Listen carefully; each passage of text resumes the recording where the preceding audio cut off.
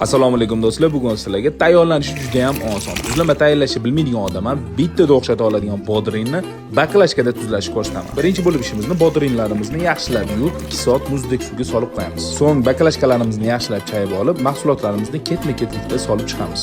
Ukrop, xrem bargi, olcha bargi, sarimsoq, piyoz, achchiqqina qalampirdan 2 dona solib, bodringlarimizni baklashkamiz to'lguncha terib chiqamiz. Bu usulda tuzlangandan so'ng bemalol qishga saqlasanglar bo'ladi. Sababi o'zim har yili xuddi shu usulda tuzlayman. Bu retsept shu vaqtga qadar meni uyaltirib qo'ymagan uchun sizlarga ham bemalol ilindim. Bodringlarimiz to'lgandan so'ng 3 litr suvga 8 osh qoshiq to'la tuz solib, ketidan 70% lik ustidan 3 qoshiq solib, tuzlarimiz eriguncha yaxshilab aralashtiramiz. Suvimiz tayyor bo'lgandan so'ng baklashkalarimizni to'ldirib, ustini mahkam yopib 2 kunga salqinxonaga qo'yib qo'yamiz. 2 kundan so'ng bodringlarimiz ranglari xira bo'lib qolgani uchun suvni to'kib tashlab, yangi suv tayyorlaymiz. Bu safar 3 litr suvga 4 osh qoshiq tuz solib, tuzimiz erigandan so'ng baklashkalarimizni to'ldirib, ustini mahkam qilib yopib, yana 1 kunga xona haroratiga qo'yib qo'yamiz. Sizlar videoni yo'qotib qo'ymaslik uchun saqlanib qo'yishni unutmanglar. Sizlar ham albatta oila a'zolaringizga tayyorlab beringlar. Video yoqqan bo'lsa, yaqin do'stingizga jo'natib, bitta like bosib qo'ysanglar xursand bo'laman. E'tiboringiz uchun rahmat. Ko'rgan vaqtingizga rozi bo'linglar.